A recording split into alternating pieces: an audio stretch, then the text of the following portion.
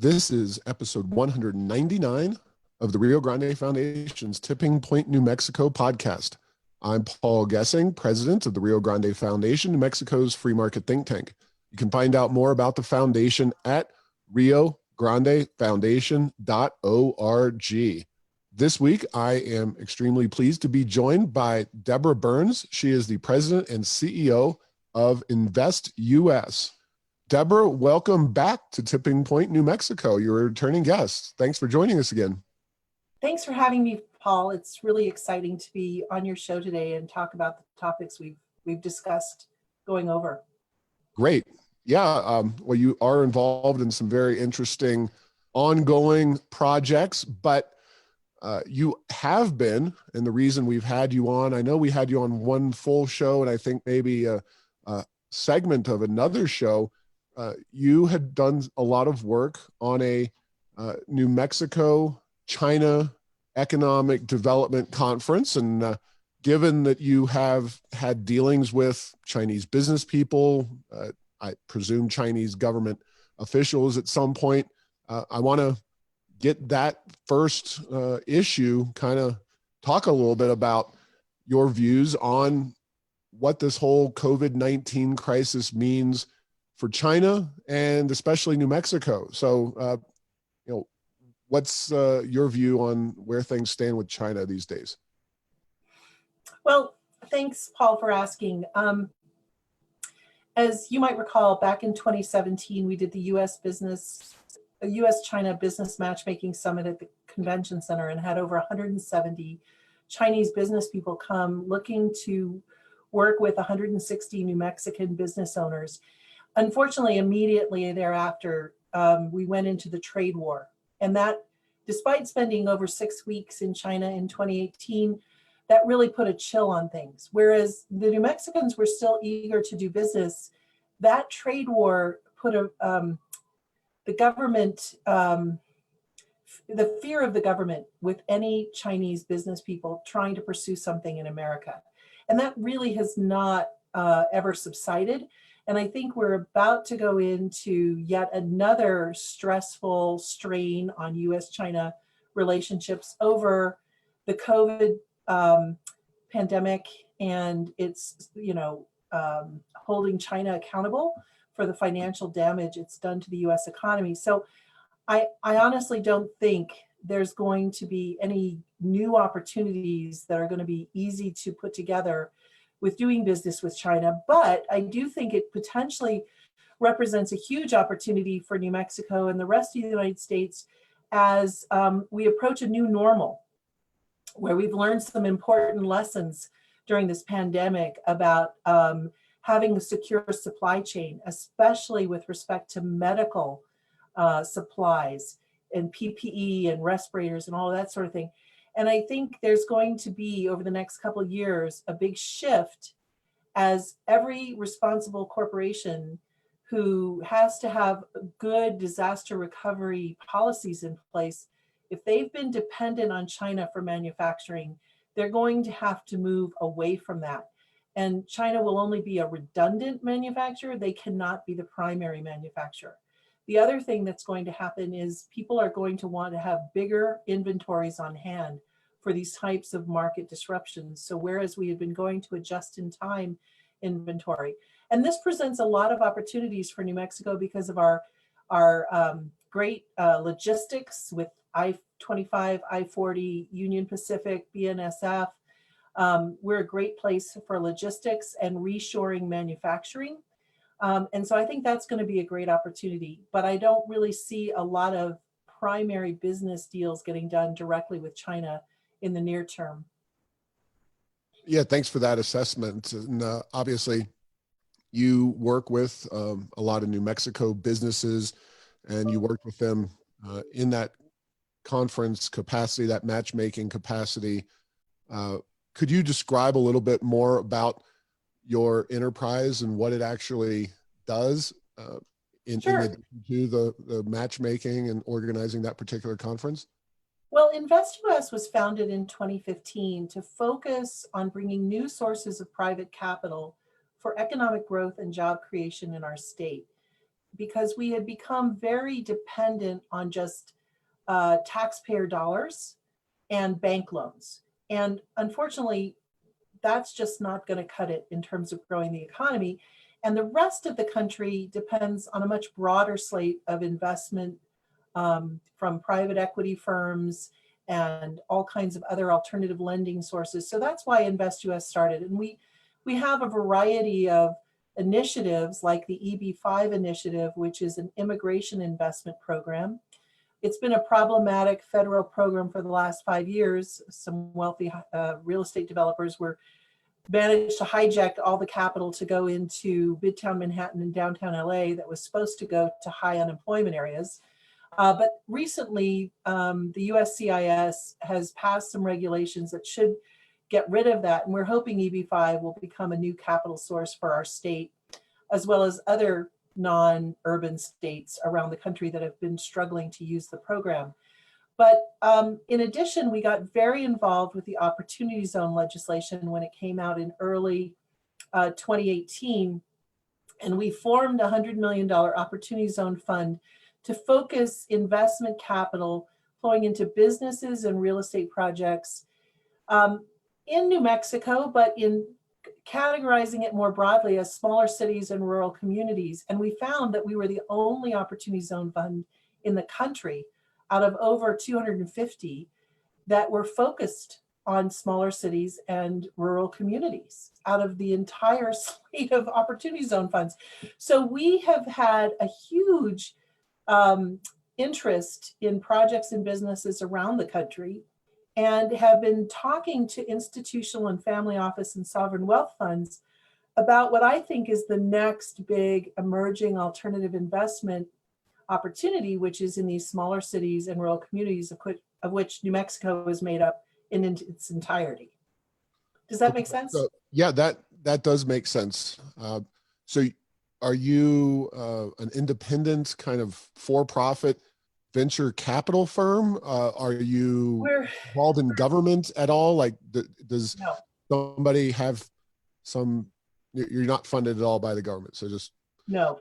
Okay. It's a private for-profit corporation that it was designed as a fund manager and advisor to companies who are trying to access capital to expand or to create jobs, make capital investment. And as it relates to the Opportunity Zone legislation, that's a very powerful set of tax incentives that helps businesses like Electric Playhouse, which was a client of mine and received a fair amount of capital from not only the Invest US Opportunity Zone Fund, but an Opportunity Zone Fund I created just for their investors as part of their capital raise last year. These tax incentives can attract private investment capital, and because they get much higher returns on an after-tax equivalent by taking advantage of the incentives. And it was designed by the federal government. I thought it was brilliant to try to redirect and incent private investment capital in some of these areas that are ripe for development around the country. Okay. Well, I've been to the Electric Playhouse twice. It's a very neat facility, and hopefully they're able to get restarted in the near future with this pandemic issue. Hopefully moving forward, they have a lot of no-touch things. There's definitely some touching that can go on there. So, and they probably fall into a little bit of a gray area in terms of what they actually are with regard to the governor and her various orders. So your involvement in that is pretty neat. But let me circle back on the China conversation. So, we're talking about business in New Mexico as a broad theme here during this conversation. Of course, we're a border state, and I've talked to a few other folks about, potentially as this crisis moves on, we talked about China and how the supply chain is going to be moving away from relying heavily on China. Do you see the border businesses in New Mexico, especially cross-border with Mexico, as a potential area of growth for New Mexico and its economy? Absolutely. And the inland port and the ability to transport. The other area we have is we have the free trade zone and the intermodal facilities around the state that allow people to get the benefits from that by importing and assembling and then distributing products from overseas. So I see a lot of potential in our state, both in the border area, in the Albuquerque area, and potentially even in, Gallup has some intermodal facilities that they're trying to develop, in Los Lunas. Well, certainly Gallup has been hit especially hard, so hopefully they will be able to get involved in some of these opportunities in terms of developing the economy, because things are going to be quite different, I think, for the state of New Mexico and entrepreneurs, businesses all across our state and our nation as we move forward out of this crisis. So you have a specific project that you're working on currently, and I'm not as much involved in venture capital and business startups and whatnot as you are. That's your bailiwick, but it sounds like from what you've described, something that very much, especially as we move beyond this pandemic and the economic situation that we're moving into. We haven't really acknowledged it yet, but we are going to be in a very tight budget situation, that you have a growth opportunity that you're trying to share and get involvement from a variety of folks around the state, politically, non-politically, venture capitalists, all kinds of different folks. So Deborah, why don't you kind of share your vision for this project and what's going on with it?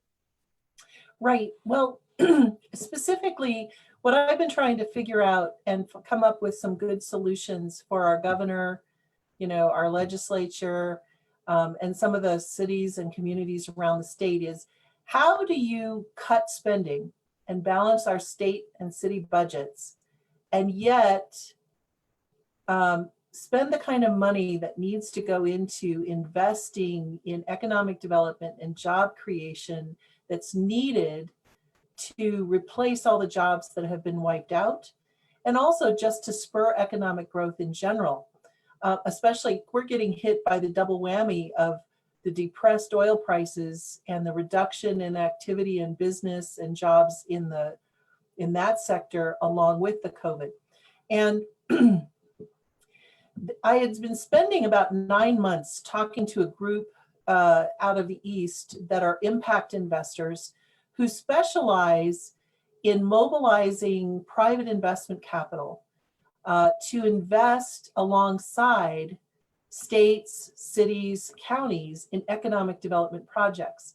One of their most successful funds, they did a Michigan fund back in 2015 to finance growth companies in Michigan, which is a hard sell. It's not a state that's doing very well.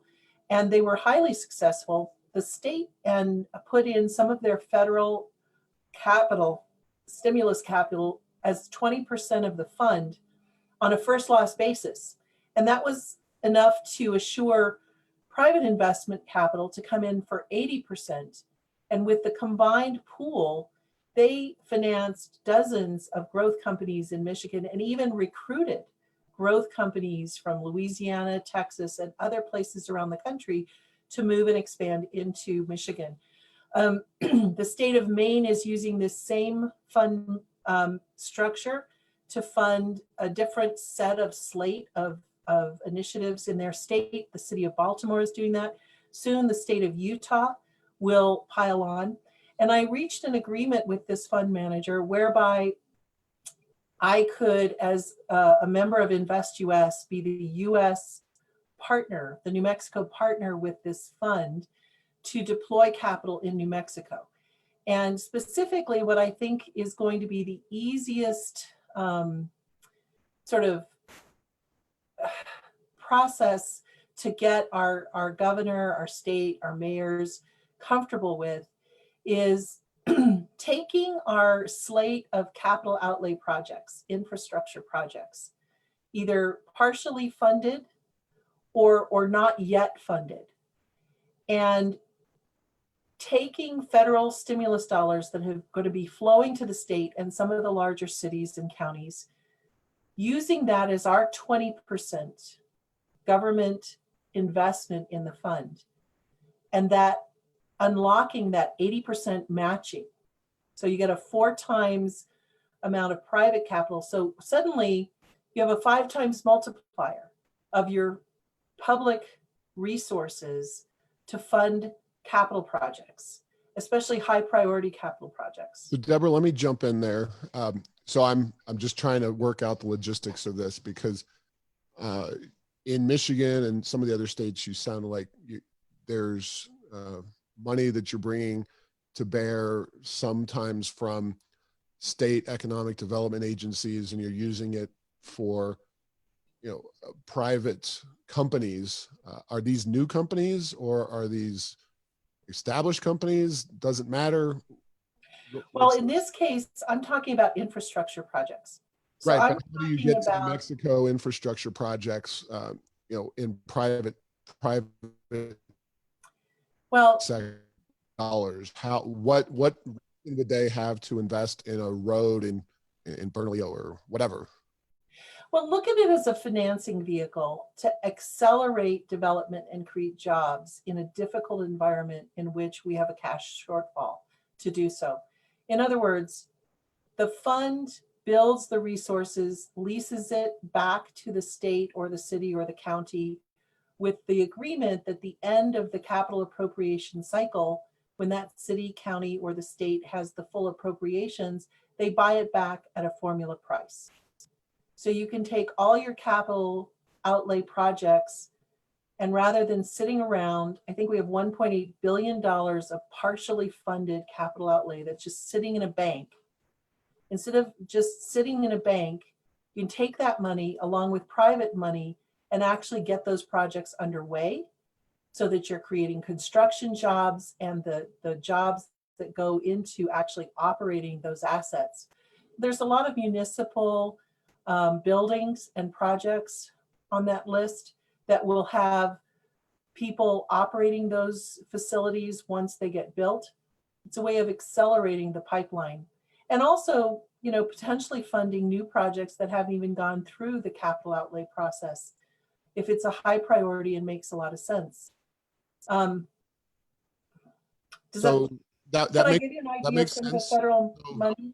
Well, yeah, that makes a lot of sense. So, but let me just clarify real quick. So you're, obviously, when a budget crisis hits New Mexico, the first thing the politicians do is they pull back a lot of the capital outlay dollars, and to use that to balance the budget. We fully expect that will be a primary mechanism for Michelle Lujan Grisham and the legislature in terms of balancing the budget. That's not going to get them to where they need to be, but that's going to be a huge starting point. Now, is your general idea that they keep some of that money available in order to kind of grease the skids for potential private investment in these projects as they move forward? Or describe how this might work in real terms. Sure. I mean, they may choose to keep some of the money at work, but they don't have to. The point is, there are, just on Friday, there was a $3 trillion federal stimulus package that was passed, and I'm still trying to figure out everything that's in it. That was considered phase 4, and there will be House another bill. phase Yeah, 5. it's made it through the House, but it's considered a dead letter by Mitch McConnell in the Senate. Oh, that's right. That's right. So, but what's expected in these stimulus packages when they get through is a couple of things. Back in 2010, something was created called the SSBCI, and the state of New Mexico got $13 million out of the $1.5 billion that was funded back in 2010.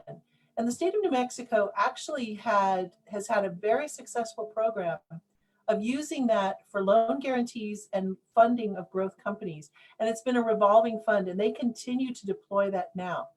What's in this federal stimulus package, as best we can tell, is going to be at least $5 billion of SSBCI.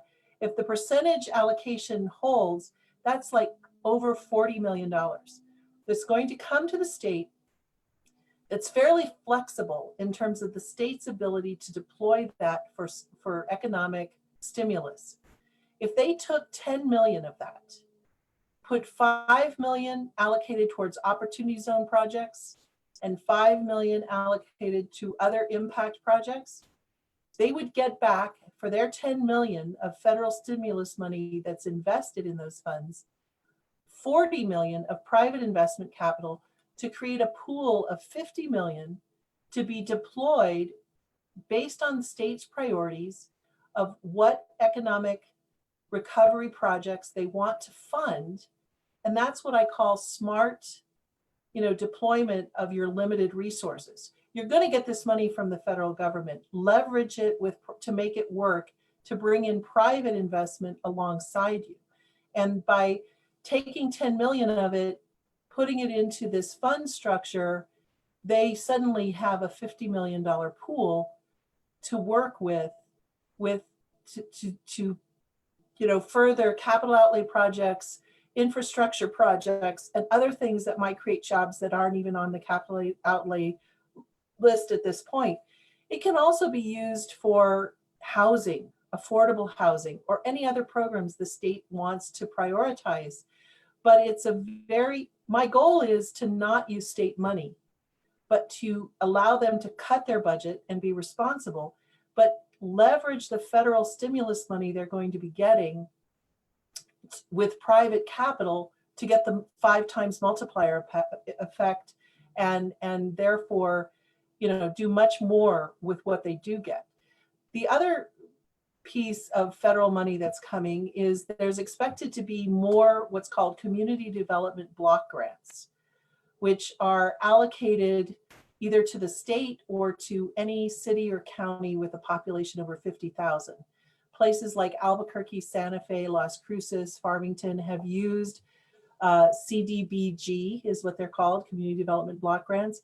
And you can actually, with your block grant that you apply for out of this stimulus package, go to the HUD 108, Section 108 window and borrow against it, and then take that money and invest it in these funds as the 20% in order to incent 80% of private capital to come in and invest in whatever you want to prioritize for your community to create jobs and economic development. So these are best practices that exist in our country that we need to bring and use here in New Mexico for leveraging our federal stimulus dollars to get a 5 times multiplier effect to bring back jobs and fund economic development and community needs. Does that make sense? That does make sense. So just one point of clarification, that $3 trillion, that's what we're talking about here. That bill that's through the House, but dead on arrival in the Senate, is your plan contingent on another stimulus package passing, or can you access funds available in prior stimuli, including but not limited to the $2.2 trillion that was in the CARES Act? So I guess is what I'm asking is, yeah, do you need this one of these stimuli to pass? Because I don't know. What happens in Washington is anybody's guess, but I'm not sure that you can get the Democrats and Republicans on the same side in enough of these big detailed items that they're going to pass another stimulus. Well, look, they've passed 3.5 so far. And there are clearly big pieces of the $3 trillion package that there is consensus about. And it is going to be a political process, but there's a fair amount of urgency, which is what I think is actually good for this process that didn't exist prior to the pandemic. They've done some really big things in very short order because of the urgency created by the pandemic and the unemployment. And I believe there will be a phase 4 and there will be a phase 5. It won't be the House version, but it will have a lot of these components which have already been agreed to. The devil's in the details, and the timing will be somewhat, but I would expect phase 4 to get passed before the end of May. And then whatever doesn't make it into phase 4 come in phase 5 sometime 30 to 60 days after that. So I think it's not a matter of will the state get this money and these larger cities get this money, it's when. The prior CARES Act money does help them, but it had strings attached. It had very specific purposes around health systems and homelessness and underserved communities, whereas these funds are general economic recovery funds that give the state and the cities a little more flexibility with how they deploy it, because everybody needs to spend it differently. Sure, that's fair enough, and only time will tell, I suppose, in terms of these stimulus bills.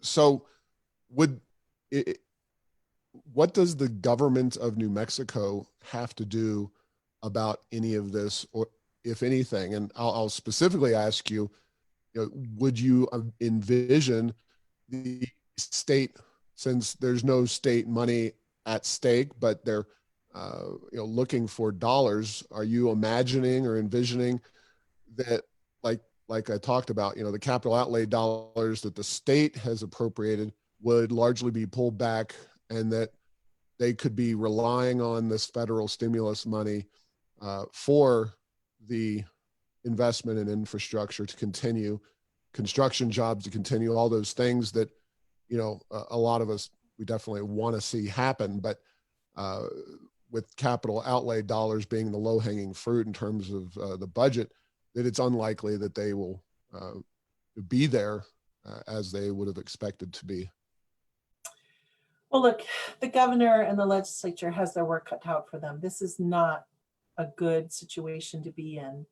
I think what I've been doing is spending time with staff members with the governor, New Mexico Economic Development Department, the economic developers around the state, various city mayors and county managers and business leaders, getting them up the learning curve on this potential way to bring in private investment dollars to fund economic recovery in our state. And believe me, it doesn't have to be infrastructure. I just think it's much easier for the state and the governor to fund things they've already approved than it is for them to take the leap of funding a pool of things they haven't defined yet. It could be to fund growth companies. It could be to go to fund expansion and attract new businesses in manufacturing and logistics. It could go for anything. But I think the easiest thing for them to do is to use it to prioritize community and job creation needs for economic recovery in our state from the capital outlay program they have, and possibly some that they have that hasn't gone through the process. It's an education process. Even venture capital is very early stage startup technology companies. I'm not talking about that.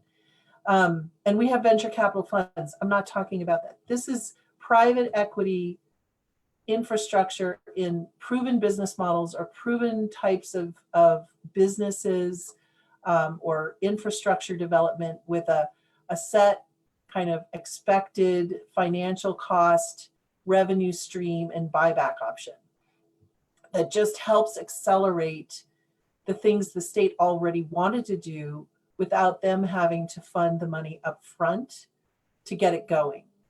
And then they, to the extent they or a business wants to acquire the asset at the end of a 3 to 5 to 10 year period, there's a formula price for buying out the fund and making it municipal owned, if that's the desire. Does that make sense? Yeah, and fair enough.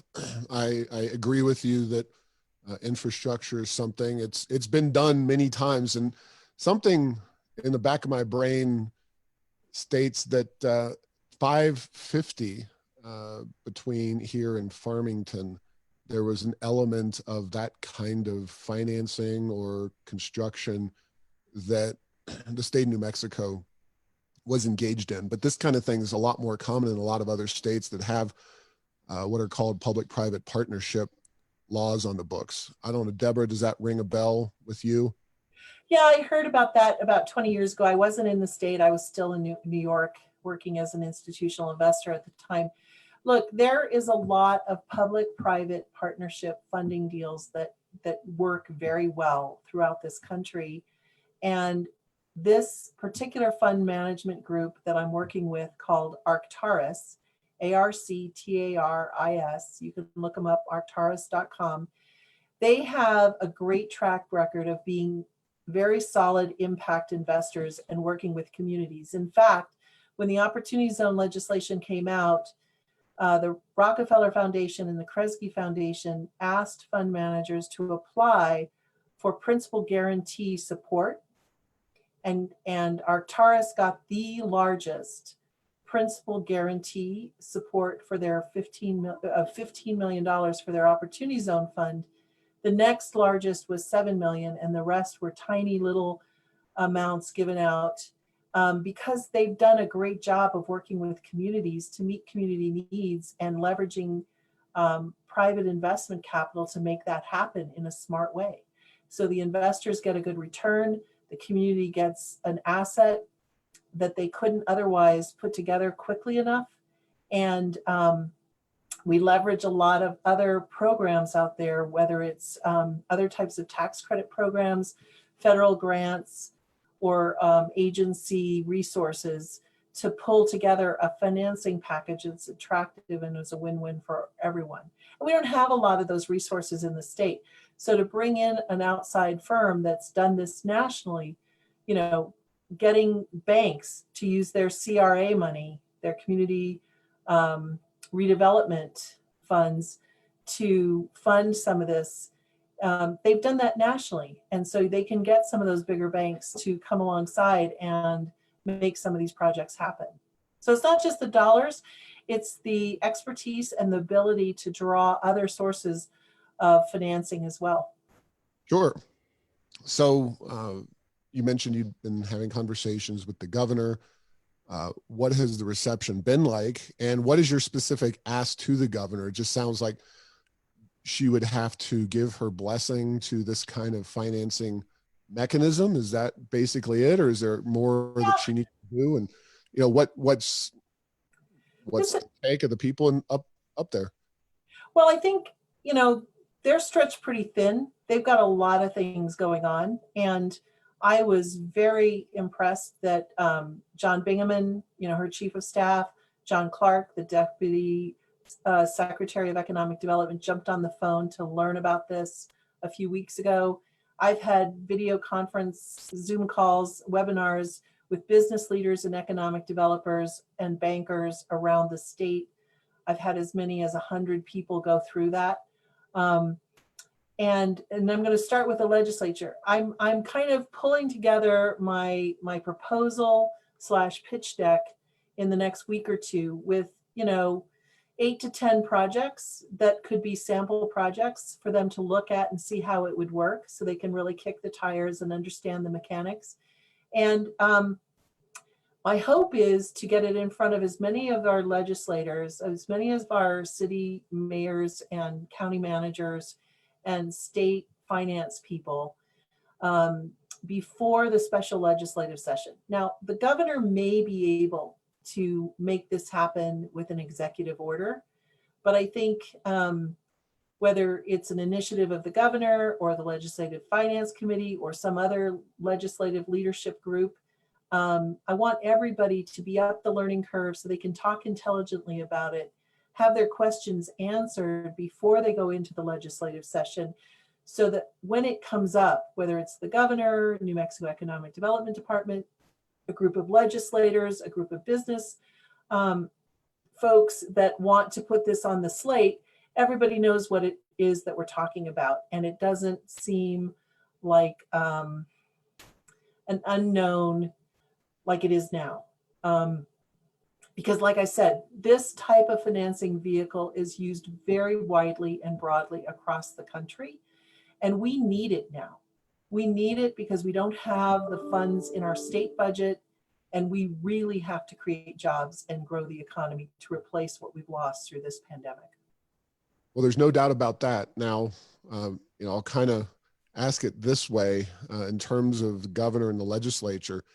Do you need both of them, or could the governor help go this direction? Or, I mean, a special session is always tough. The legislature has never been very friendly towards, public-private partnerships. I remember when Representative Larrañaga introduced legislation along these lines.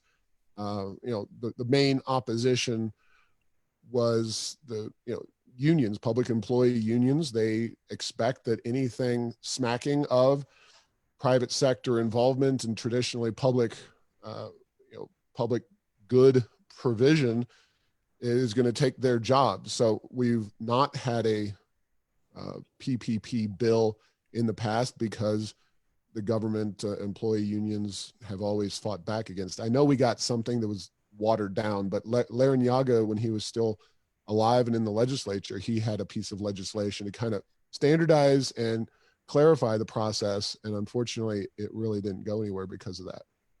Well, I think it's important to remember that while the deal has to make sense, like all the numbers have to work, this is not an outside entity determining who builds it and who operates it. Whoever was going to build it and operate it continues to be the people who are going to build it and operate it. This is a financial source. It's a financing resource, not somebody who's going to come in and build things, not somebody who's going to come in and operate things. And that's the big difference. I mean, there's all kinds of public-private partnerships, okay? This is a public-private financing vehicle, and that's all it is. And there's a community board around this that sits over it and works with the fund managers to make sure the deals work and they meet the requirements of the community, and the priorities of whoever's funding it are met through the process of deploying the capital into various projects. So I think this is different than the types of legislation that have been introduced in the past. And maybe it's a good stepping stone towards working public-private together, where you don't get into those nasty issues about union versus non-union. Or, frankly, I don't really want to see anyone come in and take jobs away from New Mexicans. The whole goal is to create jobs for New Mexicans through this stimulus package. So it's a financing vehicle, and that's all it is. It's not intended to bring out-of-state firms to run projects. Fair enough. That's simply explained and very interesting. So, Rio Grande Foundation listeners and folks interested in our work tend to want to influence the process in Santa Fe, influencing policymakers, et cetera. Are you encouraging folks out there to contact their legislators, contact the governor? What kind of involvement are you looking for from more of the general but politically motivated and activated type of folks? All of the above. I mean, first of all, I do have a 1-hour video webinar with slides and a link to it that I will share with any of your listeners who want to understand this better. And what's more, they can forward that to their legislator or legislators with their comments about why they think this is important to move forward for the benefit of their community and for the state.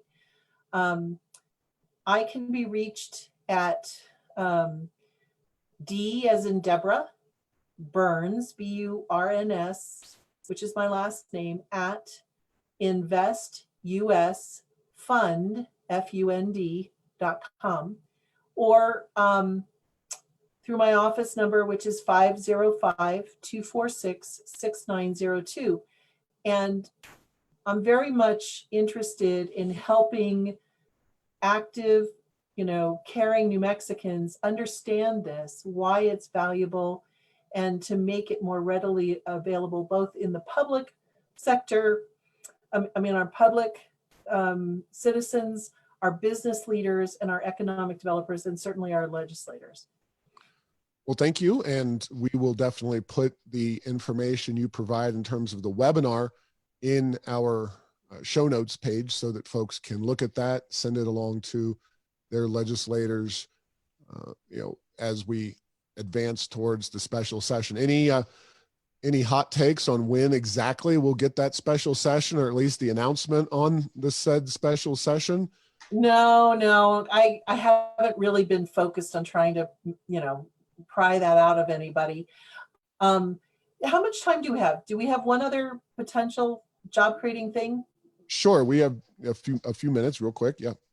Well, one of the things that I love about our state is we are very innovative. And up in Grande, New Mexico, the state funded a remote work generation program called SoloWorks.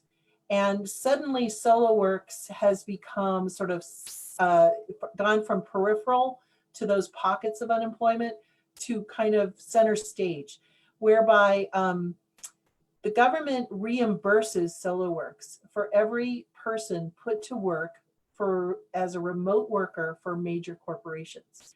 And right now, SoloWorks is in the process of processing about 600 applicants. They have employers looking to hire over 1,700 people, and they have an ability to expand this all across the state. And what's great about it is, as a government entity, you pay for performance. You're not putting money into something up front. You only pay $3,500 on the back end for every person who gets a remote work job. And there's also some new social finance contacts around the country that I'm talking to that might even come up with a better approach to reimbursing and getting some of the employees funds over a couple of years to reimburse for the training and development and placement costs, and possibly even the businesses who are attracting employees, helping to fund some of the costs to get it off the government. But this was a program where the state has funded $150,000 to reimburse SoloWorks for every employee they get placed. And it will run out after they've placed 100 people. That would be a great program to expand in the next legislative session, because people can get jobs online in their home communities, whether they live in a tiny rural community, as long as they have broadband, or in downtown, or Southwest Valley of Albuquerque. And they go to work for major employers, and there is a progression, a career progression, where they might get hired on for $15 an hour initially, but they can go for higher paying hourly jobs over time, and they get trained and developed in those. And that's going to be an emerging trend, and that's a great trend for a rural state like ours that doesn't have a lot of these big employers located here within our boundaries. Yeah, and something we've talked about is the relative number of people involved in telecommuting and remote work and that kind of thing, as opposed to those nationwide who take trains to work or ride mass transit and buses and those kinds of things. And if the environmentalists figured it out, they're of course trying to do things for political reasons, not necessarily for the reasons they state. But boy, this opportunity, this virus is, if nothing else, an opportunity to expand telework and distance work, which doesn't involve commuting long distances in your automobile and often sitting in traffic. So there's obviously multiple wins there potentially. Right. Well, Deborah, I think we're going to have to leave it there for now. Sounds good. Thank you for your time today, and you'll have additional information in the show notes page, but she gave out her contact information, folks. If you want to get in touch with her, please don't hesitate to. Tough times ahead for New Mexico, and all hands need to be on deck, and this is one of the best ideas I've seen for getting New Mexico beyond the economic crisis that we're soon to be facing. So thanks for listening to this week's podcast. Make sure to get the latest edition of Tipping Point New Mexico by subscribing at Apple Podcasts, Stitcher, and Spotify. You can post or comment on this and other episodes on Facebook and Twitter, and tell Google Home to play Tipping Point New Mexico. Thanks to Path 3 Marketing for producing this show. Thank you.